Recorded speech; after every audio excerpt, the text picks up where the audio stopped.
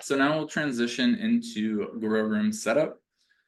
So the minimum grow space, if you're starting out completely new, is essentially one rack, which you can kind of see over my shoulder here. This one's broken down a little bit. That's for germination right now, but it's 4 feet by 18-inch rack. But you also want to consider where you'll plant, harvest, and dispose of soil. You can grow without soil, but that's not a method I'm familiar with. If that's something you want to pursue, there's other resources online. I just found soil for business tends to be the most scalable. So before I moved to this facility, I was growing in an office in my spare room in my house. We had 4 racks in there with 6 levels each to grow in, and then 1 germination rack. So 5 racks total. It was really tight, and there was no room for planting. There was no room for harvesting. So I planted in my backyard. I harvested on the kitchen island, and it was a lot of people advertise how much you can grow in a small space, but there's these ancillary spaces that you want to consider. And disposal of soil is really, there's a lot of output. If you're growing 100 trays a week in your home, you either need a lot of garden beds to fill up, or you need somewhere to put it. So just plan ahead. I'm fortunate now to have a giant compost heap for the farm. But I've looked into doing like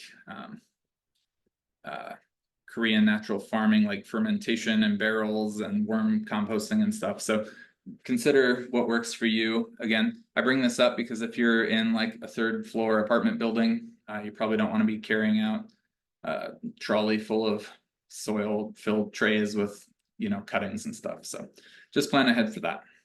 Ideal grow room conditions for temperature, I always say about 74 degrees Fahrenheit plus or minus 4. So between 70 to 78, maybe up to 80 Fahrenheit is ideal.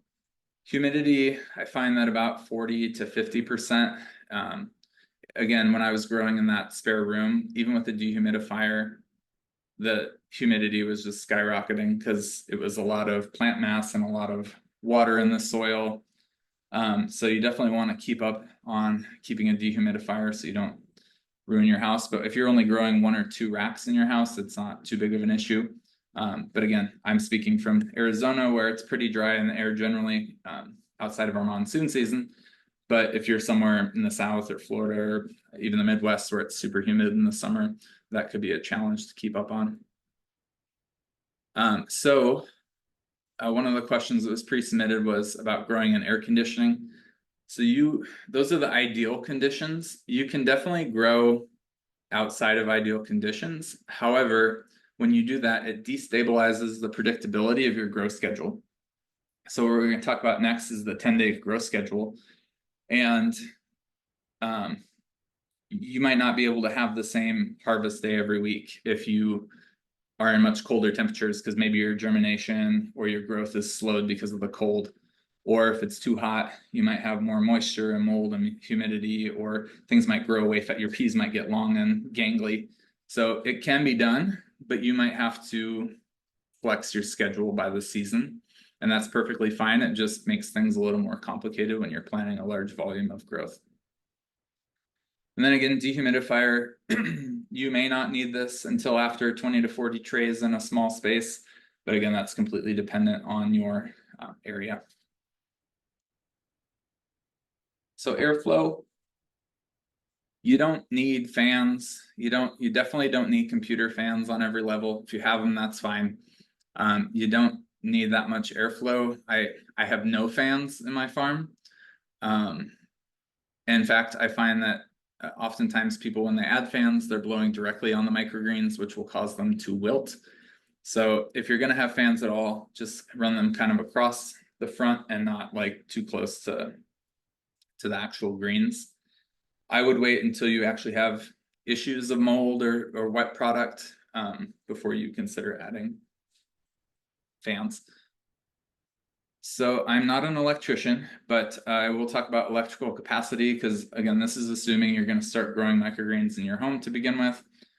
And most circuits in US housing are 15 amps, and they will begin to trip the breaker at about 12 amps, which is about 80%. So when I first started my farm, I was using Sunblaster reflector lights, and they were a 0.5 amp per light, and I had 2 lights per shelf. So that means that's 1 amp per level, or 4 trays. So that means I would only be able to grow 12 levels total of trays, or about 48 trays per week.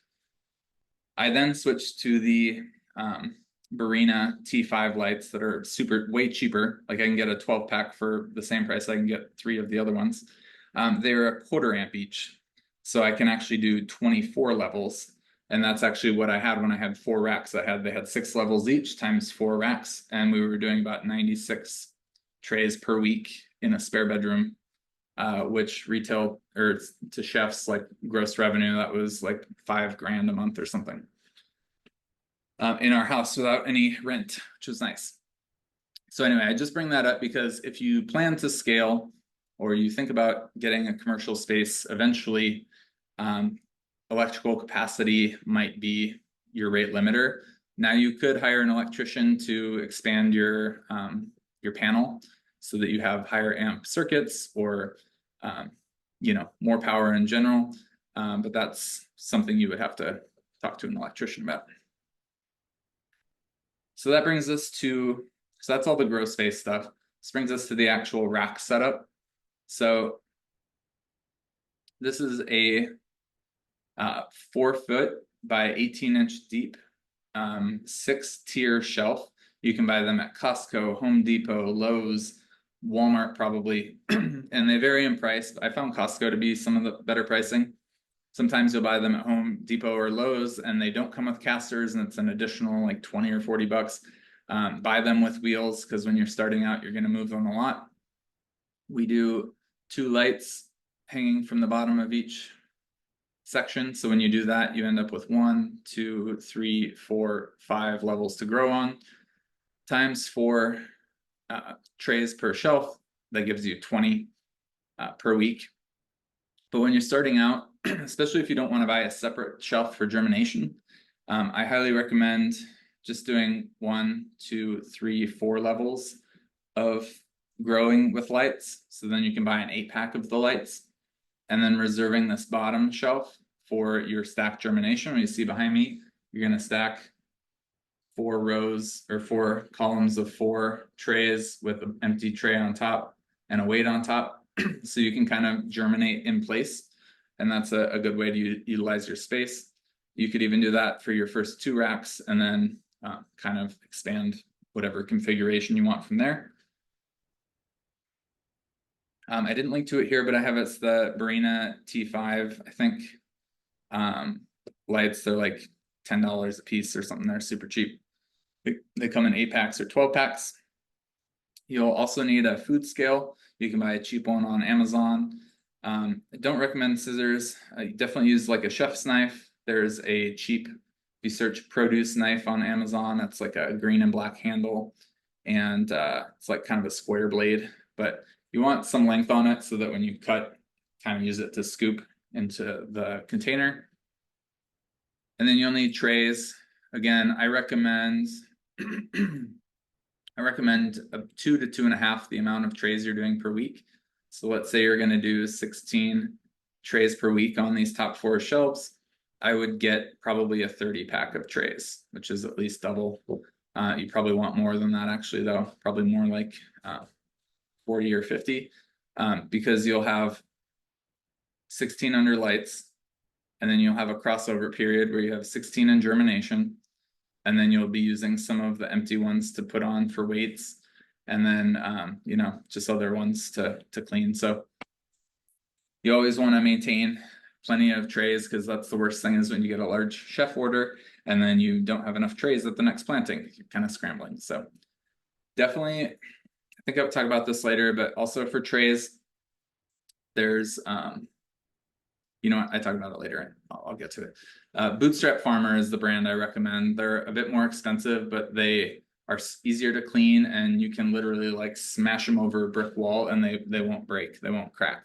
Whereas I've used Sunblaster trays in the past. If I left them out in the sun for like 2 hours, they would be brittle and then like crack. So they're super durable, definitely worth the price. If you're If you're dabbling or a hobbyist, then you can buy just any 10, 20 trays, but they're not going to clean as easily and they're probably going to end up in the trash sooner than later. I would recommend starting out just buying a bale of soil. Generally use Pro Mix, but in reality, you just need a germination mix. Seeds, again, we'll get into this in a bit. I'll go over varieties and how much to order. And then packaging, I'll talk about that too. So you don't need a lot to get started. Obviously, I left some things out.